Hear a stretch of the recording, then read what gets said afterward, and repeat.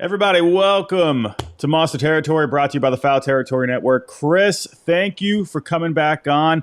I got one question to start off here. Obviously, we had the big breaking news this past week, and that was you didn't finish your Yard House meal. What the heck happened there, my friend? Yeah, it's bad when I leave mid-meal. Yard House is my favorite Fenway establishment. Great chain restaurant. I'm plugging for a sponsorship or an NIL deal, but yeah, it was a long day of actual coverage before then. I was alone for us with Chris on the road and Sean off for Father's Day. I was doing the Yankees finale alone. Actually wrote a lot and was like, oh God, I've been writing, for 7 hours. I should probably go have something to eat. And I sat down, I saw Robert Murray's tweet, and I called Sean. I said, do you think this is real? And we both kind of said, probably not. And once it was clear that it was, I ended up closing out, trying to run back inside Fenway. And there they were packing up Rafael Devers' car. And I was on a plane to San Francisco within 24 hours. So been a little nuts, but that is the job and wouldn't change it for the world.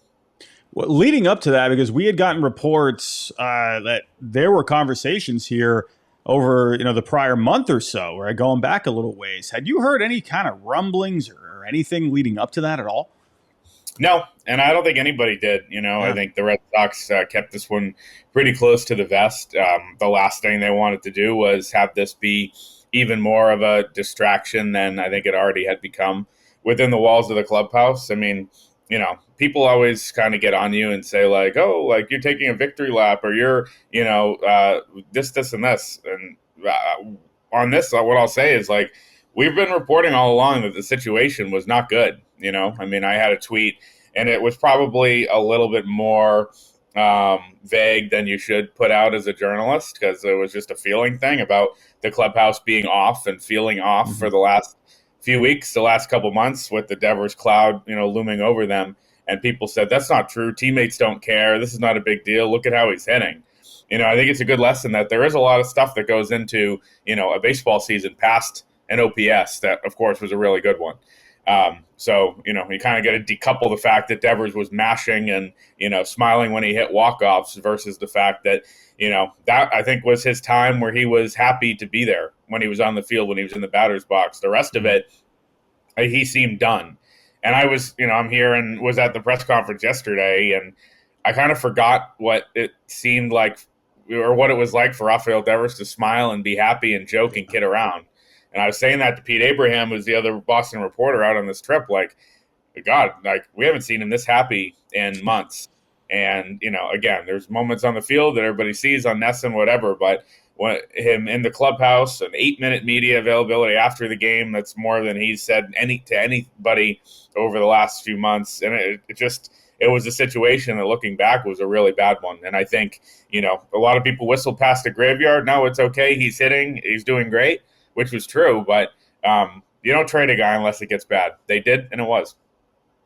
Yeah, and I'm glad you mentioned the clubhouse there. That was one of the questions I wanted to ask you. Like you said, you're in San Francisco right now. I believe Christopher Smith of Mass Live is in Seattle right now covering the team. I think Sean McAdam is going to be traveling this weekend. But based off of what you've heard, from what Chris has seen in Seattle, what seem to be the vibes right now among the clubhouse? I know, we've had, guys come out and, like Jaron Duran, Crochet, Bueller, they've given comments. But for the most part, what I've gathered, kind of reading between the leaves here, is they were shocked, but they all seem to be pretty quick to move on here. Is that kind of what you're getting as well? Yeah, I mean, I think part of it is, that cloud being lifted for sure of, okay, we don't have to worry about this elephant in the room and the highest paid player being unhappy and the drama and the distraction. And again, when I say that, and I've said this now about 4,000 times, like it doesn't mean that guys were anti-Rafi or that they were necessarily, with him. There's teammates I talked to who said, we feel like the team screwed him over. And, I would do the same thing if I were him. There was guys who believed he should really pick up a glove and go to first or whatever. Or, there's blame around to go around here. We've said that. No matter how you slice it, how you look at it, or how teammates did, I think it was unquestionable that it was a distraction. I had a teammate tell me a couple weeks ago, hey, as you can tell, the group's really tight right now, so don't take things personally. Like, that's, meaningful. And there's a couple guys that could kind of cut through the BS and have that type of conversation.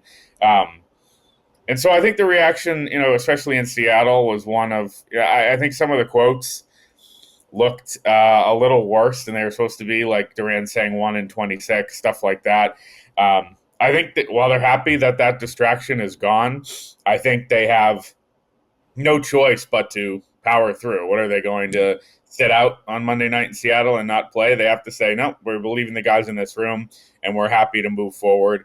Anybody with a brain knows that this team is a lot less talented and has a lot worse of a playoff chance without Devers, especially as currently constructed without that big bat. And, with Abreu out for one more night, Bregman out for a little while, Costas out for the year, and you see the guys who are playing. So, I think they didn't have a choice other than to say that. And I think when you look at, how Monday night went, you can look at momentum. Are they going to fold on the first night without Devers? Are they going to have a good team win? They had a good team win. Anthony homered and Giolito pitched well. At the end of the day, that stuff is a little overblown. If Walker Buehler grooves a pitch to Cal Raleigh and he hits a grand slam, it doesn't matter if Rafael Devers is sitting in the dugout or not. They're going to lose, right? So, big game, I think, today. And then there's going to be, I think, an emotional weekend here. I'll be here for the opener on Friday night and then go home, and Sean will be here for the weekend, as you said. But, I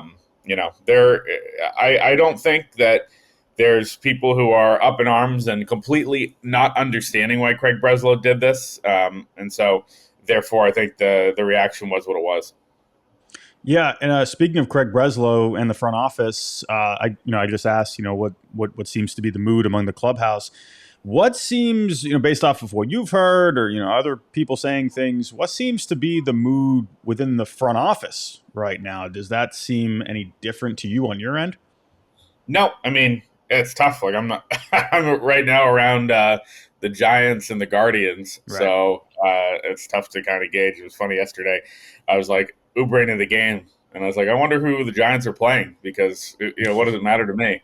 So the Guardians, they won last night. Good for them. But I think, the takeaway for an office-wise, other than the fact that, that they made one of the bolder moves in franchise history, is Craig Breslow's ruthlessness continues to be a theme for me, and it has been for a while. That was a trademark of Theo Epstein is, hey, if I think this is going to make the team better, come hell or high water, I'm going to do it. Like, let's go. And I think Chaim Bloom missed a little bit of that because he is an unbelievably nice person. Yeah. And he was, I don't know if afraid to ruffle feathers, but kind of tread carefully in that way. And I think in a second stint in St. Louis, he'll be better at that. And just knowing that, hey, you can't be the nice guy all the time. Breslow has never come in and wanted to make friends and be buddy-buddy with people, despite being a former big leaguer. And I think that, he obviously, the first big trade he made was Verdugo. It's a trade with the Yankees. That's bold.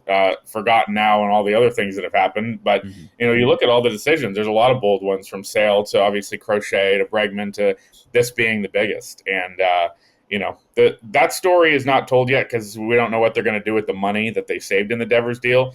You can't really judge this deal until you know that. If they don't, then, again, I think they should fold as an organization. It would be embarrassing. Yeah, it would be. I agree. Well, you're in San Fran right now, and you were able to catch some of the pregame yesterday, and Rafi was taking grounders at first base. That is the hot talking point as of right now. He might even play first base this weekend. Who knows? But kind of dialing it back a little bit, rewinding here. John Henry, he flew to Kansas City to talk to him. Why do you think, looking back now that we've had a few days to really unravel everything, why do you think that or anything else just wasn't able to remedy the issue? Because I think Rafi was too far gone at that point. And I think, I think they were stunned that last-ditch effort didn't work.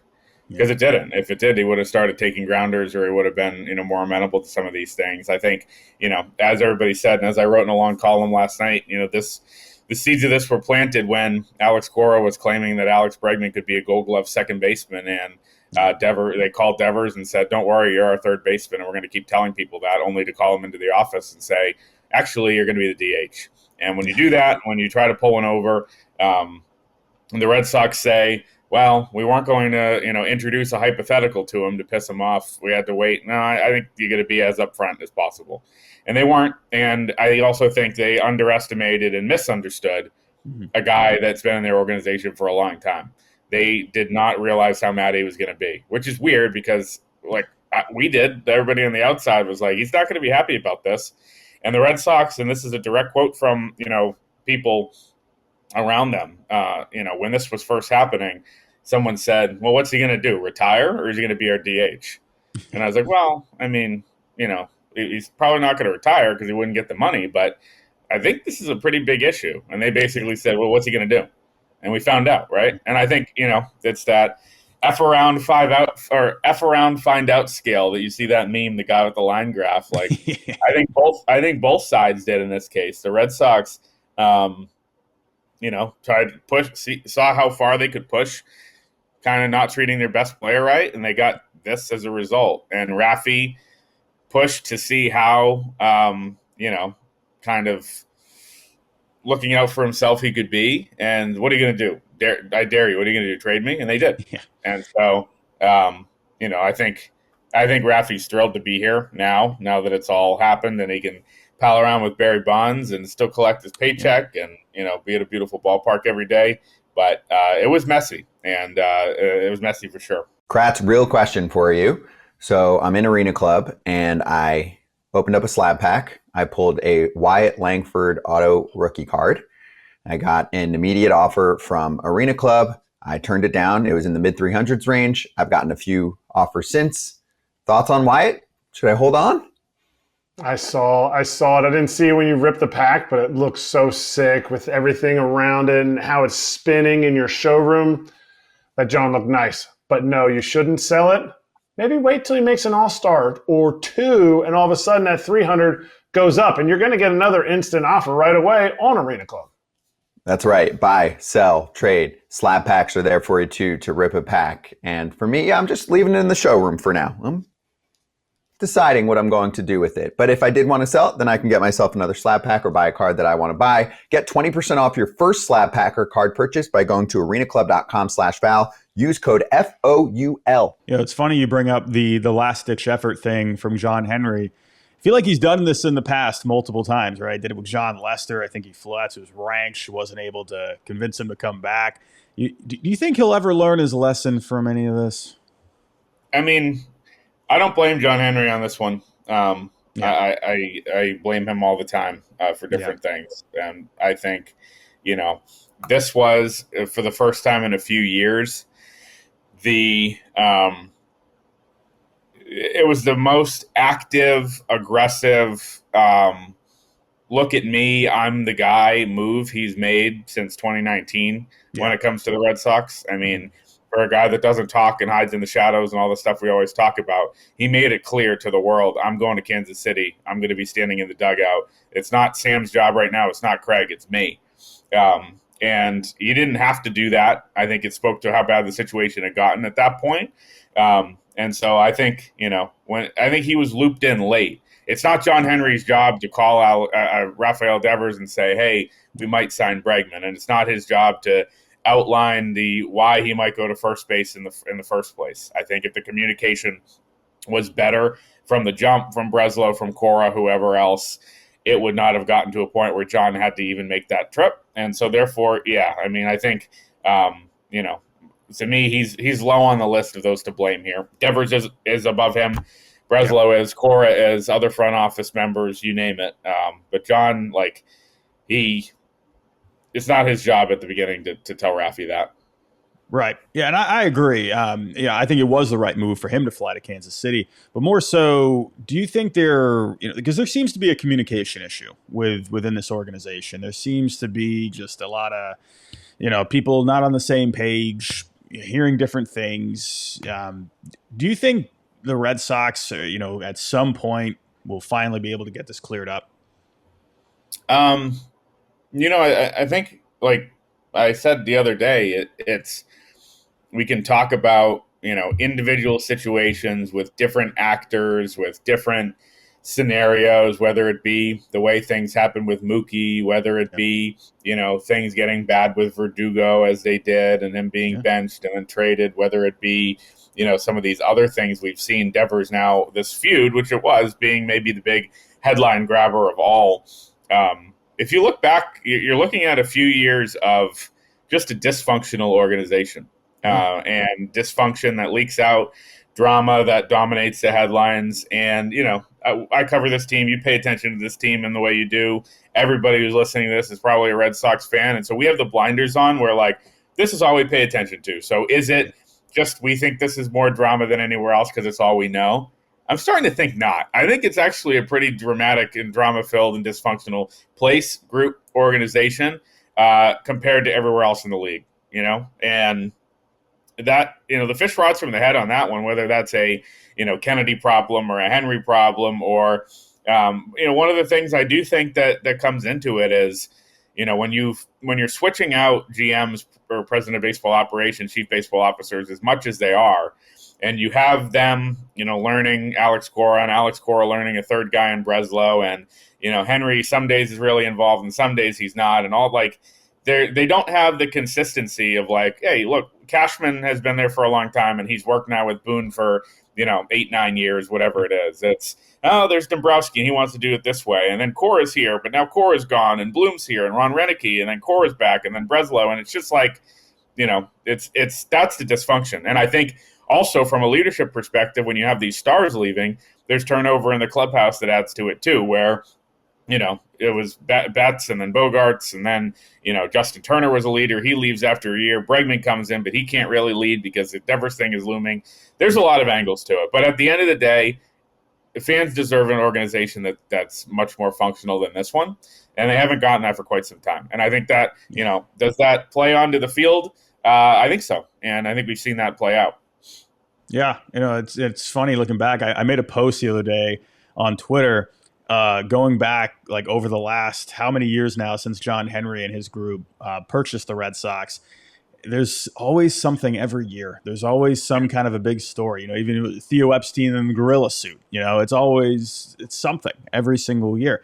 But, that's the past, with the future. We've seen Craig Breslow be very aggressive, right? Very good offseason this past year. Trade deadline, he was active last year. Are you hearing anything in terms of, what could be maybe some possible moves that could be coming up here? And as well, Masataka Yoshida, he's starting to take some swings. He's starting to throw. Cora's now mentioning him maybe getting back into the mix. But if he comes back, you're still going to have a logjam out there. You're still going to have a lot of outfielders looking for playing time. We saw Buehler's performance last night. Starting pitching was looking very good there for a little while. But, you still wonder if they could add something there. Do you feel like there is a follow-up move that could come at some point? Yeah, I think there is. I think they're in danger of, they operated on their own timeline and the Giants' timeline by making this Devers move on June 15th. That doesn't mean the rest of the league is ready to deal. You have a lot of teams within striking distance who are not willing to sell, and you have a lot of teams with designs on buying because they are in that vast middle. And so therefore, it's going to be a crazy seller's market. You're going to have the bad teams like the Rockies if they have anybody good, and, maybe Baltimore and some of these other teams that, are going to be willing to sell. But the market's not going to establish itself until after the All-Star break. And so that's a month away. And so the Red Sox kind of have to, I think, the next few weeks are super important. Can they tread water without a lineup that doesn't have, at least for the next 2-3 weeks, obviously Devers forever, but Bregman. And, that's huge. And if they can do that, they can put themselves in a position to buy. But if they completely tank, and they're 8 games under 500 on July 20th, it's going to be a hard ask for Breslow to buy. And so they're saying all the right things right now. They still plan on going all in. They still plan on adding. They have still prospect capital and the money to do that. I just think it's early. And that's kind of the dangerous part of, these next 4 weeks. We're doing this now. You create a huge hole. There's games that are going to be played every day. You saw them get shut out last night. Just one game, I know, but it is what it is. If they're going to fill the money and the roster spot and the production, they've got to do that, probably at the end of July. And that's not tomorrow. That's a month away. Yeah. Yeah. Well, let's say hypothetically speaking, let's say they're still hanging around this wild card race, game out, couple games out. Based off of what you've heard, your own opinion, kind of what you've been seeing, who do you think could be the most logical trade candidate if they were to make a big move? Yeah, I mean, the market really hasn't even played out. Yeah. So that's the thing. Like, you don't know who's going to be available. Like, a quick, do the Orioles decide to, if they tread water a little bit, do they, keep O'Hearn or some of those guys? Obviously, the problem is when you have terrible teams like the Marlins and the Rockies and the Pirates, they don't have talent that much. So, you need a that's why somebody like the Blue Jays potentially being bad this year is going to be so good for everybody with Vlad and Bichette and all those guys. That's obviously not the case, and Vlad's locked up. But, I think the three areas, starting pitching, relief, as it always is for every contender, capital C or lowercase c contender, and then first base. I think when you look at the roster, they're, still limited in where they can put this big bat, right? Like, you want to give Campbell some runway at second. It's not like you're going to get a big bat at second anyway. You're going to run with Story and Meyer and Bregman and some combo with those other three infield spots. At catcher, you want to see what you have out of Narvaez for the rest of the year. He's been great. And you have too many outfielders. And if you're fast-tracking Yoshida, now you have Yoshida, Refsnyder, Duran, Rafaela, Abreu, and Anthony. So you have now 6. If you have one in the DH spot, it is what it is. So that really tells me that they have to go get a big-time first baseman. I know Rhys Hoskins has been a name people have talked about. Milwaukee is still obviously in the mix and in the hunt and good. So that's tough for them to sell on a player who, is producing and is doing well, and they're doing well. So it's tough because the way the roster's set up, pitching, you can always add pitching and figure it out. But, unless you're not going to trade Campbell, Anthony, Meyer, or Narvaez. So those spots you're going to want to fill are tough decisions going to have to be had. Maybe if they want to, add a power hitting right-handed outfielder and, make Rafael a utility guy and send Anthony down if he's struggling, maybe, but I don't think they're there yet. And I also think, the Devers deal signaled they wanted to give the big three a lot of runway. And we've seen that now, them playing every day. I think Campbell's playing center today. Not my problem because I'm not covering the game, but those types of things, you're going to see them try to mix and match, and we'll see how it goes. Well, we'll see. Well, Chris, I want to thank you so much for coming on today. I do want to say in San Fran, please get yourself a meal to make up for the Yard House loss. They got some good food over there. Well, when you're pro tip, when you're on the road, you can expense it. When you're at home, you can't. So it actually all works out. Perfect. Well, thank you, Chris. Just real quick, let the listeners know where they can find you. Podcasts, Twitter. Chris Cotillo on Twitter, Cotillo. It's 90% Red Sox news and reporting and 10% arguing with fans. So the last week it's been more 50-50. Oh, and then Mass Live and the Fenway Rundown podcast. Awesome. Well, thank you, Chris. Appreciate your time. Anytime, man. See you later.